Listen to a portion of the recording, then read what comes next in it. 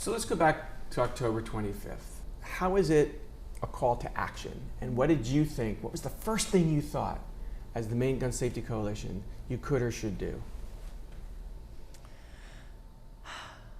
Well, it was obviously a horrible shock, as it is anytime that something like this happens. As it turns out, I was actually living in Connecticut when the Sandy Hook shooting happened, and I had many flashbacks to what that was like. When it happened, it was just like, okay, how can we respond? How can we best support the victims' families? How can we best support this community who is going through this? And also, well, immediately we weren't thinking about legislative steps. We were trying to, like the rest of the state, trying to respond to what was going on, trying to help get people information about what was happening. And eventually, once we had time to kind of take a breath and reflect, we could look at what went wrong here to allow this horrible massacre, and what steps can we take as a state and as an organization to help try to prevent the next one before it happens again in Maine. So prevent the next one, an AR-15 style rifle. Here we go again. How do you prevent the next one, if not banning those guns? Well, banning assault weapons would certainly be a very valuable tool in helping to prevent mass shootings in particular. Almost all mass shootings are performed with an assault rifle. We know this. We also know, you can look at the data, it's very clear when there was a federal ban on assault weapons, the numbers of mass shootings went down, the number of people killed in mass shootings went way down, and then as soon as the federal ban expired, the numbers popped right back up.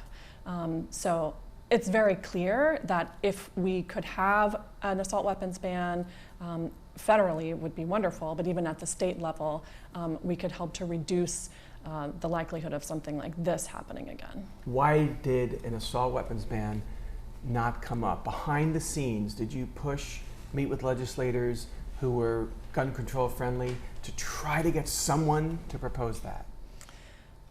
Yes, that was one of our 4 priorities that we started out with. Of course, we hoped for an assault weapons ban, and I still hear from people who are upset that there wasn't an assault weapons ban bill, especially young people. Most young people, especially in this state, that is the thing that they are most concerned about, because they're literally on the front lines. They are terrified of what might happen if somebody comes into their schools, and they want protections, and quite frankly, they deserve to have protections from that kind of thing. And then the other constituency that I hear a lot from is the grandparents, who are terrified of the exact same thing for their grandchildren. So what happened? Why didn't the Democrats, for instance, who had control of the legislature, even propose it, just to try? Honestly, I couldn't begin to guess. I think that there has been, before Lewiston, there was a lot of reticence, even on the part of Democratic legislators, to embrace gun safety. We had been seeing that turn around actually in the few years before the shooting. I would say it started turning around in 2021. And then what the Lewiston shooting did was kind of wake everybody up. I think there were a lot of people in Maine who thought, oh, that kind of thing could never happen here, therefore we don't need laws to protect against it. And that included a lot of Democratic legislators. But after the shooting, that was clearly not true, even though those of us who had been in the movement had been saying something terrible is going to happen if we don't have any protections in place. The Lewiston shooting was a real wake-up moment for a number of legislators and leaders across the state, and they changed their tune. If we had had an assault weapons ban going back in time, Robert Card's unable to go to the gun store in Poland in July. It's almost the only thing that directly stops him from carrying out this horrible massacre. I mean, I would not say it's the only thing. If we had had a true extreme risk protection order in place, that could have stopped him multiple times along the way. If I'm sure that you read the Lewiston Commission report, it was devastating in the way that it showed so many different points when something could have been done and wasn't done. And it's very clear that the family, that Robert Card's family, they knew something was terribly wrong. They were extremely worried about his mental state combined with the fact that he had access to so many deadly weapons. And they tried really hard to separate him from those weapons while he was in that crisis. And unfortunately, there was not a legal tool to allow them to act on that. They had to rely on law enforcement. And the law that was in place, the yellow flag, it was so cumbersome, so difficult to initiate, had so many steps that law enforcement didn't or couldn't actually move forward with using it. Whereas if we had a true extreme risk protection order in place, the family would have been able to go directly to the court and give them their evidence, their reasons for why they were so concerned, and the judge could have looked at that and decided, okay, this guy needs to be separated from his weapons for a temporary period of time so that he can get the help that he needs without being a danger to himself and to the larger community. So the kind of red flag law, which you're describing, allows a family, for instance, to bypass the police and go right to the court and get the guns removed. Exactly. And you think that's more effective in the states where it exists? Oh, it definitely is more effective. It's a much less cumbersome law. It's absolutely what we need in Maine. It's what our communities and our families deserve. And it's the highest priority of our organization is bringing a true extreme risk protection order, or red flag law as you call it, to the state of Maine. Is a red flag law any faster? Yes, you don't have to take the person into custody. That was a major barrier in the case of Robert Card because he wouldn't come out of the house. So they couldn't take him into custody. He hadn't broken a law. They didn't feel that they had the means to go in, without him opening the door.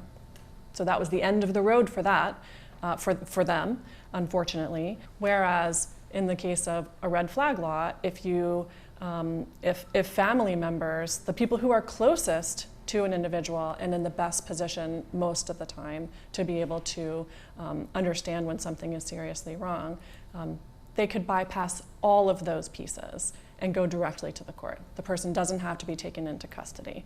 And for some family members, they don't want their loved one to be taken into custody and put in the back of a police car. They can just go directly to the court, present their evidence, and get the order. So let's talk about what you did pass, the 72-hour waiting period. I was there in 23 where it fell short. What do you think accounted for it passing this year? Is it, in a word, Lewiston? Oh, absolutely. Yeah, there's no question. I mean, in 2023, 72-hour waiting period, background checks, and I believe bump stocks all passed in the House and did not get anywhere close to passing in the Senate. After Lewiston, Senate President Troy Jackson has a major come to Jesus moment, some people might call it. He really looked within himself, examined what his role had been in the past regarding gun safety laws, and decided that he needed to lead on passing gun safety laws. And that's what he did. And through his leadership and the change within a number of other senators, we were actually able to get those laws through not only the House, but also through the Senate. Right, I'm looking at your report card. Here's Troy Jackson, check, check, check. Most of these are check, check, check, or XXX. It's a stark partisan divide in Maine, really across the country. Yeah. What's your take on that? It's, it's devastating because it's not like the bullets distinguish between Democrats and Republicans. The kids of Democrats and Republicans are equally in danger in schools, in a school shooting. I think, and I actually know because I've seen the polling, the majority of Republicans in Maine and across the country want common sense measures like expanded background checks and 72-hour waiting period and a red flag law for that matter. But the legislators have not yet caught up to that reality and don't reflect that same desire for common sense gun measures that the population does.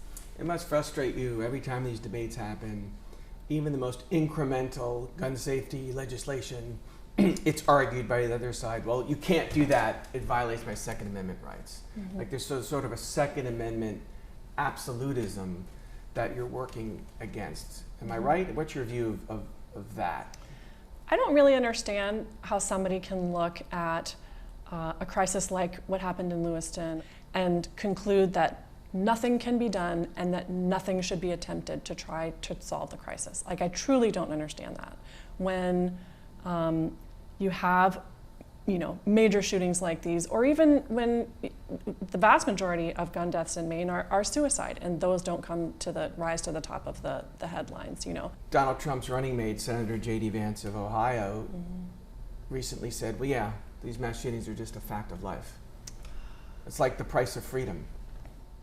I mean, what happened to my freedom to go to a bowling alley and not be shot? What happened to my kids' freedom to go to school and not have to live in fear that someone's going to show up with an AR-15? What happened to the freedom of all of us to live free of gun violence?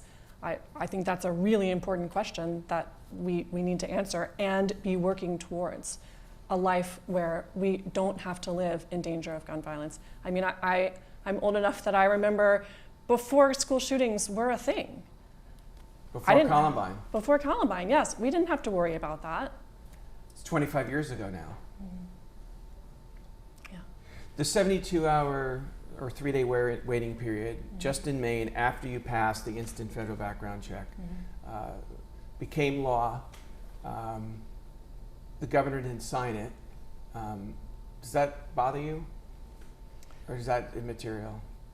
I mean, the most important thing is that Maine now has the protection of a 72-hour waiting period. So I'm thrilled that it is law. The governor made whatever decisions she felt that she needed to, but at least it's law. She didn't veto it. She didn't veto it, thank goodness. We have one of the most important protections, especially against suicide, but it also is, 72-hour waiting periods are shown to be effective at reducing homicides as well.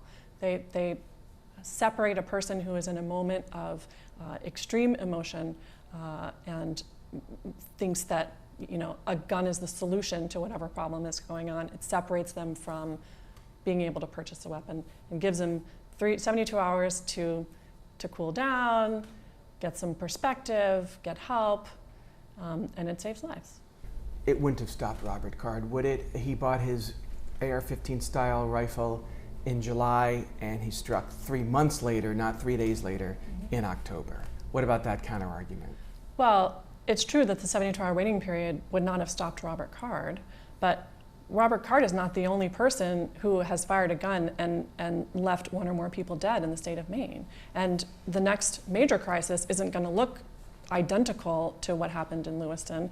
We need to look at what laws are the most effective at preventing gun deaths and injuries, and 72-hour waiting period is one of the most effective. The argument against this law that I heard over and over again, this scenario of, we don't like the law because if someone is threatening me, or someone is threatening you, and you're fearing for your life, and you need to get a gun to protect yourself, well, oh my gosh, I have to wait 3 days and now I'm defenseless. How did you respond to that argument? Well, I've spoken about this at length with the domestic violence experts in the state of Maine, and they provided me with data, basically, that shows that the presence of a gun in a domestic violence situation like what you have described makes it, I believe it's 3 to 5 times more likely that the victim, and that's usually the woman, is going to end up dead, whether that weapon was purchased by the victim themselves or by the perpetrator. So that is why the domestic violence experts who spend day in, day out trying to prevent harm to women who are in domestic violence situations, that's why they came out strongly in support of a 72-hour waiting period. And they also made clear that in situations like that, they don't know of a woman whose first goal is to go out and get a gun. They know of many women whose first goal is to get themselves and their children out of harm's way. That's what these women are focused on for the most part, and not buying a gun that could ultimately be used on themselves or on their children. I'm very confident that our 72-hour waiting period will be upheld as constitutional and that we don't have anything to worry about with it being overturned. Which is the opposite of what happened with bump stocks, right? The fact that the Supreme Court overturned that bump stock ban at the federal level, I think makes it all the more important that Maine and other states have their own bump stock bans per state. It's completely outrageous that people can have access to weapons of war, and that's a danger for people in Maine, especially for law enforcement who are coming into contact with these people. Train for years to go and use those weapons in actual wars, and they have the training to be able to do that. And normal Joe Schmo on the street doesn't need that. They don't need it for hunting. They don't need it, to try to put food onto their tables for their families. And we certainly don't need that on the streets of Maine. There's a new background check law in the state Oh, of okay. Maine, and so now private sales between two people, to a certain extent, require a background check, right? Only if it's advertised? Yes.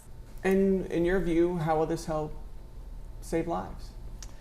Well, the fact that Maine has, until a few weeks ago, not passed a background check has meant that Maine has been a source state for crime guns for the entire eastern seaboard. So people who knew that they could not pass a background check in the state of Massachusetts or in the state of New York would just get on I-95, drive up to Maine, and buy guns with no background check in the state of Maine.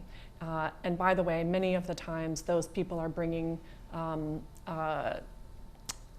drugs. So that's killing people, and they're bringing the drugs, leaving the drugs, and taking the guns, and going away with no background check being taking place. That's killing people on both sides of that equation. That's killing Mainers who are dying from overdoses, which is a major problem in the state of Maine. That's also killing people in the state of Maine. We know that there are people in the state of Maine who have been killed with weapons that were purchased without a background check.